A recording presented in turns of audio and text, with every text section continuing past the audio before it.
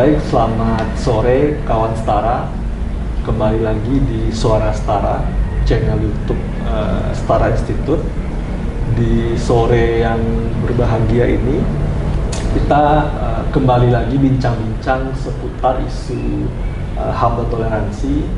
Ya, meskipun kita bincang-bincangnya di suasana ketika orang-orang lagi mudik ya Pak. Nah, pada kesempatan ini saya ditemani oleh Pak Yendra Budiana. Pak Yendra ini juru bicara dan sekretaris pers dari Jemaat Ahmadiyah Indonesia. Terima kasih Pak sudah berkenan untuk bergabung bincang-bincang di Setara, karena kita tahu ya kita berbicara di tengah situasi pertama pandemi, yang kedua orang-orang pada mudik lebaran. Kebetulan saya juga nggak mudik Pak. Sama dong. di tanggal 10 ini ya sebenarnya udah pulang kampung atau di rumah aja kali ya kita malah. Suasana libur ya? Iya, ini terlalu rajin kayaknya kita Pak. Nah, pada sore ini kita berbicara mengenai JAI Pak. Bagaimana kondisi mereka itu ya, di tengah di tengah banyaknya isu-isu atau bukan isu ya, tindakan-tindakan diskriminatif yang dialami oleh JAI. Karena kita tahu Jamaah Ahmadiyah ini itu satu dari sekian minoritas di Indonesia yang mengalami diskriminasi, intoleransi baik secara langsung maupun tidak langsung oleh aktor negara maupun aktor non negara. Dalam konteks aktor negara itu secara kasat mata bisa kita lihat melalui berbagai produk hukum diskriminatif baik di skala nasional maupun di skala daerah. Kalau skala nasional yang konkretnya itu SKB 3 Menteri nomor 3 tahun 2008, dan skala daerah itu Pergub Jawa Barat 12 tahun 2011 kalau tidak salah, yang juga secara nyata dan direct langsung mendiskriminasi kelompok rekan-rekan Jamaah Ahmadiyah. Nah, celakanya adalah keberadaan produk itu secara nyata melembagakan diskriminasi, karena kalau kita lihat banyak produk hukum daerah yang lebih kecil dari itu mencantolkan itu semua. Betul. Dan yang terbaru itu kan kemarin beberapa Kamis lalu, minggu lalu kalau nggak salah, itu di Garut ada peristiwa penghentian paksa pembangunan rumah ibadah. Nah, jadi kita akan berbicara mengenai hal-hal demikian. Jadi yang pertama mungkin kalau Pak Yendra ingin memberikan update, apakah itu soal secara umum atau secara yang Garut kemarin, itu disilakan Pak Yendra. Update gimana kondisi pendapatan JAI ini Pak. Baik, terima kasih atas undangannya. Assalamualaikum warahmatullahi wabarakatuh. Waalaikumsalam warahmatullahi wabarakatuh. Ya, salam sejahtera tentu saja untuk para penonton YouTube Sahabat Setara di mana saja berada. Ya. Alhamdulillah di sore yang berbahagia menjelang buka puasa ini, ya kita bisa ketemu dan ngobrol santai dengan sahabat lama di Setara ya. Sudah lama juga saya tidak mampir ke. Terakhir kapan Pak? Ada mungkin sekitar 3 tahun yang lalu ya. Saya baru masuk itu ya, Pak. baru masuk ya, karena setahun setengah kemarin kan pandemi ya, jadi biasanya kita sering keliling kan ya ke beberapa sahabat. Nah, jadi update terakhir tentu saja peristiwa yang sedang ramai ya, peristiwa penutupan paksa, penyegelan masjid di Kampungnya Lindung, Kecamatan Cilawu di daerah Garut, Jawa Barat. Nah, pada tanggal 6 Mei oleh Bupati Garut, yang diikuti oleh surat edaran dari Bupati Garut untuk penghentian aktivitas seluruh kegiatan Jemaat Ahmadiyah Indonesia di Kabupaten Garut. Seluruh kegiatan dicantumkan di sana, seluruh aktivitas kegiatan. Jadi saya kurang paham bagaimana menafsirkan apakah sholat, ibadah itu bagian dari kegiatan yang dilarang. Nah, saya tidak paham, tapi tertera di dalam surat edarannya aktivitas seluruh kegiatan. Maka kalau pembangunan rumah ibadah juga dilarang, ya artinya termasuk di dalamnya kan seperti itu. Ya. Betul. Nah, jadi kalau untuk Jemaat Ahmadiyah Indonesia sama seperti mungkin masyarakat Indonesia lainnya, kita saat ini sedang menghadapi tantangan pandemi ya yang luar biasa di satu sisi, dan Ahmadiyah seperti biasa menghadapi sebuah tantangan persekusi yang berkelanjutan dari waktu ke waktu. Tetapi saat ini yang paling masalah, khususnya di periode Pak Jokowi ya, bukan lagi persekusi yang dilakukan oleh massa justru. Bukan oleh massa. Betul, tapi persekusi yang dilakukan berbasis regulasi. Jadi mereka memakai regulasi SKB 3 Menteri yang turunannya kemudian Pergub atau kemudian Perwali atau Perbub yang melarang seluruh kegiatan Ahmadiyah di daerah tersebut. Dengan alasan SKB sudah melarang. Nah, ini yang mungkin perlu dijelaskan kepada publik bahwa sebagaimana disampaikan misalnya salah satunya oleh pemerintah melalui Menteri Agama pada tahun 2017, bagaimana sudah dikutip oleh berbagai media bahwa SKB 3 Menteri tidak melarang seaktivitas Ahmadiyah, tidak membubarkan aktivitas, tidak melarang, tidak membubarkan. Artinya Jemaat Ahmadiyah bukan organisasi terlarang dan tidak dibubarkan. Jadi seluruh kegiatannya diperbolehkan karena Ahmadiyah sudah mendapatkan justru berbadan hukum sejak tahun 1953. Nah, dan kalau saat ini misalnya organisasinya dicabut atau dilarang, tentu saja pemerintah sudah melakukan tindakan pembubaran atau tindakan tindakan yang seharusnya dilakukan oleh pihak keamanan kan, kalau memang sudah dilarang. Nah, tetapi kemudian diartikan SKB melarang, padahal SKB menurut pemerintah sendiri, pemerintah pusat dalam hal ini dan Menteri Agama tidak pernah menyatakan bahwa SKB itu melarang kegiatan Ahmadiyah, tidak juga membubarkan atau menghentikan aktivitas atau melarang pembangunan rumah ibadah. Tapi implementasinya melalui Pergub atau Perbub melebihi kewenangan SKB itu sendiri, begitu. Nah, ini yang kemudian jadi masalah, sehingga karena kemudian penafsiran atas SKB itu dilakukan oleh kepala daerah, maka masyarakat menafsirkan seakan-akan itu benar apa yang dilakukan oleh kepala daerah tentang SKB. Nah, ini yang jadi tantangan di masyarakat di dalam bagaimana meluruskan maksud dan tujuan SKB oleh pemerintah itu sendiri.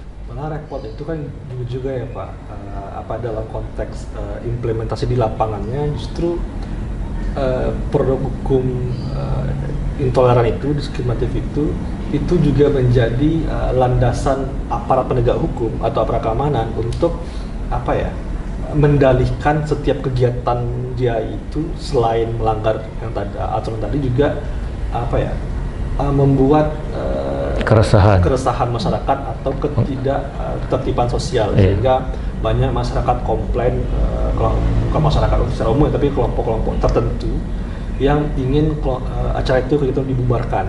Dan parahnya justru pada beberapa kasus aparat tunduk dengan tuntutan dari kelompok intoleran itu. Iya, betul. Kalau kita lihat semua kondisi kehidupan di masyarakat atau di dunia ini kan selalu ada pro dan kontra ya. Itu sesuatu kan hal yang biasa ya. Kemudian ada orang yang setuju, tidak setuju juga biasa gitu kan, seperti itu. Nah, kalau misalnya di suatu daerah ada penduduk 10 juta, kemudian ada yang menyatakan ketidaksetujuan atau menyatakan keberatan 100, paling banyak 200 orang. Apakah itu merepresentasikan dari masyarakat di daerah tersebut? Itu pertanyaannya. Lalu kenapa kemudian pihak keamanan ataupun pihak kepala daerah justru mengikuti pendapat yang tidak merepresentasikan opini daripada masyarakat tersebut? Satu sisi itu seperti itu. Sisi yang lain sebetulnya, bukankah seharusnya pemerintah, kepala daerah dan pihak keamanan itu selalu melakukan tindakannya berdasarkan regulasi, berdasarkan konstitusi, ya kan, untuk demi ketertiban sosial tentunya. Jadi seharusnya ya pihak keamanan ya tentu penegakan hukum. Ada tindakan kriminal yang dilakukan misalnya persekusi atau anarkis ya tinggal dilakukan tindakan entah itu pada siapapun. Ya kalau pihak misalnya Ahmadiyah melakukan tindakan pelanggaran hukum ya tentu harus dilakukan tindakan juga masyarakat lainnya. Jadi kemudian karena dengan demikian maka ya hukum bersikap adil pada siapapun. Tapi pada poinnya tentu kita menginginkan aparat kita itu tidak menjamin hak-hak konstitusional dari setiap warga negara dan berdiri teguh di atas regulasi yang ada, bukan tuntutan dari kelompok-kelompok tertentu yang ingin memangkas atau mengangkangi hak-hak dari kelompok lain. Itu menjadi poin penting bagaimana harapan kita kepada aparat penegak hukum dan keamanan kita. Nah ini lebih lanjut Pak, ini mungkin banyak teman-teman kawan setara itu yang belum tahu atau belum mengikuti paling tidak apa dampak yang Bapak lihat terhadap kawan-kawan JAI, apakah itu dalam sektor pendidikan, pekerjaan atau layanan publik secara umum dari keberadaan produk-produk hukum diskriminatif ini Pak? Ya. Jadi pada saat kita berbicara persekusi, seringkali orang secara general menganggap bahwa permasalahannya hanya tidak bisa beribadah. Misalnya tidak bisa kemudian sholat atau membangun masjid. Kemudian diminta ya sudah pindah ke masjid yang lain, begitu kan? Sudah bercampur dengan masjid yang lain. Padahal di satu sisi sebetulnya orang Islam sudah sangat paham bahwa orang Islam itu didorong dan dianjurkan untuk membangun rumah ibadah, sebetulnya untuk membangun masjid. Itu kan ada perintahnya, sehingga kita bisa lihat di berbagai tempat walaupun sudah ada masjid, orang kemudian berlomba-lomba ingin membangun masjid kan, ingin memakmurkan masjid juga kan, seperti itu. Ambil contoh juga di Lombok terkenal dengan kota 1000 masjid ya, karena berapa meter sudah ada masjid ya kan. Nah, kalau mereka yang ingin membangun masjid itu kemudian juga disupport oleh pemerintah daerah kan bagus ya. Nah, pada kasus Ahmadiyah membangun masjid kenapa kemudian jadi tidak boleh? Ya, itu pertanyaannya kan, seperti itu. Nah, terus yang kedua, dampak yang lebih luas pada komunitas Muslim Ahmadiyah sebagai pengikutnya adalah seringkali kemudian dipermasalahkan dalam layanan publik. Misalnya mau menikah, tidak mau dicatatkan pernikahannya dengan alasan menurut fatwa MUI bukan Islam misalnya, atau sesat. Kemudian KTP-nya kasus dulu di Kuningan ya, kemudian tidak dikeluarkan karena di dalam KTP ada kolom agama misalnya. Kemudian mau naik haji ya kan, jelas naik haji pasti ke Mekah bukan kemana-mana ya kan, sehingga kemudian karena Ahmadiyah kemudian karena fatwa MUI bukan Islam kemudian kita tidak bisa naik haji. Apalagi kalau kita berbicara ujaran kebencian di sekolah pada anak-anak, pada anak juga. Pada anak-anak. Jadi sebenarnya ujaran kebencian terhadap anak-anak Ahmadiyah itu sudah dari sekolah dasar. Sudah dari sekolah dasar. Dulu bahkan ada di buku-buku pelajaran siapakah misalnya orang-orang yang sesat gitu kan. Tentu disebutkan pasti salah satunya pendiri Ahmadiyah Hadjrat Mirza Ghulam Ahmad alaihissalam. Lalu mereka akan ditanya kadang-kadang siapa di sini yang Ahmadiyah? Sampai ditanya. Ada yang ditanya seperti itu, sehingga ada juga anak-anaknya yang berani mungkin ya dia tunjuk tangan. Ada juga ya kemudian yang dia tidak merasa nyaman ya diam saja, memilih untuk tidak berkonfrontasi kan. Kalau boleh tahu Pak, misalnya yang mengaku tadi anak-anak tadi itu apa efek yang dia terima atau sekedar dicatat itu gimana Pak? Ya seringnya pastikan oleh teman-temannya karena gurunya menyatakan itu sesat dan kemudian gurunya punya sikap tidak adil ya terhadap anaknya ya, sama teman-temannya tentu dibully ya. Ada beberapa orang juga tentu yang berani misalnya di level SD atau SMP atau SMA yang menyatakan seperti itu, tetapi umumnya kalau mereka melakukan keberanian seperti itu ya konsekuensi sebuah perjuangan pasti ada banyak gesekan lah di dalam, karena sebetulnya teman-temannya tidak salah menurut saya, karena orang awam umumnya kan tidak tahu, Ahmadiyah tidak tahu sebetulnya seperti apa, sehingga mereka pikirannya bahwa Ahmadiyah agama baru, nabinya bukan Nabi Muhammad SAW. Jadi sikap-sikap mereka justru karena ketidaktahuan, tapi ketidaktahuannya justru dibangun oleh tokoh-tokoh, itu yang jadi permasalahan. Apalagi di sektor pendidikan, guru betul sampai di tingkat SD, artinya kan itu sudah dari kecil, bukan hanya di lingkungan masyarakat secara umum, tapi spesifik lembaga pendidikan, sekolah, SD sampai ke atas ya. Itu kan memang menjadi pada titik tertentu bisa itu barangkali atau pasti menimbulkan apa ya, semacam gangguan mental gitu, karena dipersekusi oleh di lingkungan sosialnya yang kecil di sekolah. Oke, berarti tadi ternyata banyak sekali yang menjadi efek pelayanan publik dengan keberadaan beberapa produk hukum diskriminatif ini. Korban paling besar sebetulnya anak-anak dan perempuan. Anak-anak dan perempuan. Dan justru itu yang paling jarang diekspos, baik oleh misalnya media atau oleh misalnya pemerintah. Selalu pemerintah kelompok-kelompok juga elit hanya membahas masalah soal rumah ibadah. Tapi yang paling terkena dampak justru perempuan dan anak-anak. Yang perempuan ini gimana Pak dampaknya? Ya, pertama hampir semua di kasus persekusi mereka akan menimpa suaminya. Ya kan, suaminya dalam ancaman nyawa, dalam ancaman kehilangan pekerjaan, dalam ancaman pasti ketidaktenangan dalam hal apapun. Itu akan berdampak ke rumah, tentu ke istrinya ya. Beberapa istrinya kehilangan sumber penghasilan misalnya. Paling parah tentu saja pada peristiwa di pengungsi di Lombok misalnya yang sudah 15 tahun, sehingga anak-anak Lombok itu oleh komunitas Muslim Ahmadiyah secara organisasi diselamatkan dengan dipindahkan ke Jawa. Dipindahkan ke Jawa, diurus oleh komunitas di berbagai tempat, dan saudaranya sebagian juga di Jawa, karena untuk tidak menimbulkan dampak psikologis tentu yang berat, yang traumatik gitu ya. Karena mereka kalau khusus di Lombok itu sudah lebih dari 7 kali mereka dilakukan persekusinya sampai pembakaran dan pengusiran, dan sampai sekarang tidak ada atau belum solusi yang konkret kan atas mereka yang sudah 15 tahun hidup mengungsi di negeri sendiri. Jadi itu ya, terkadang entah itu pemerintah atau pembuat kebijakan itu tidak berpikir efeknya sampai sejauh itu, atau kenapa misalnya mereka itu seakan-akan pasti ini sudah banyak cara dilakukan oleh JAI atau masyarakat sipil secara umum untuk menggugat produk itu pasti saya kira.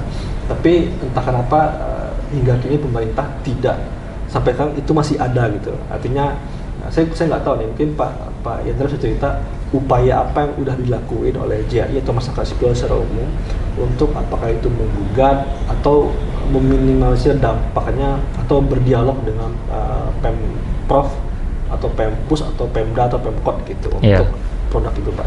Ya, isu bagaimana fanatisme agama ini kan sekarang menjadi isu global ya. Betul. Bukan cuma di dunia Islam tapi juga di dunia non Muslim ya. Misalnya kita lihat juga ada beberapa kelompok fanatis dari Kristen, ada kelompok fanatis dari Hindu, ada kelompok fanatis dari Buddha. Jadi tidak juga kita bicara soal fanatisme dan radikalisme itu adalah dominasi atau mutlak ada di kelompok misalnya agama Islam. Enggak seperti itu.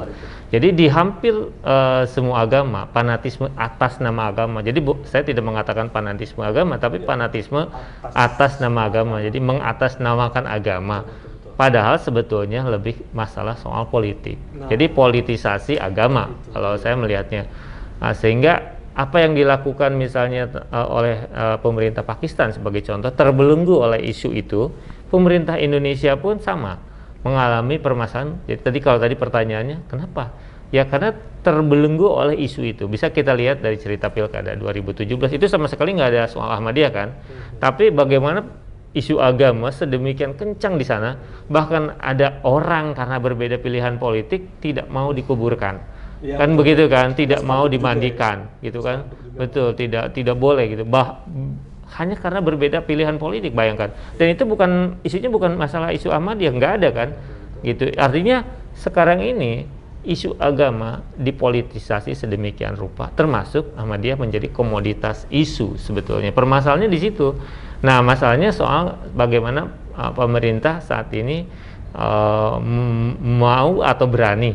Mungkin kemauan ada, tapi keberanian mungkin perlu terus didorong. Atau barangkali kalau mereka melakukan itu, dukungan politik mereka turun gitu Pak.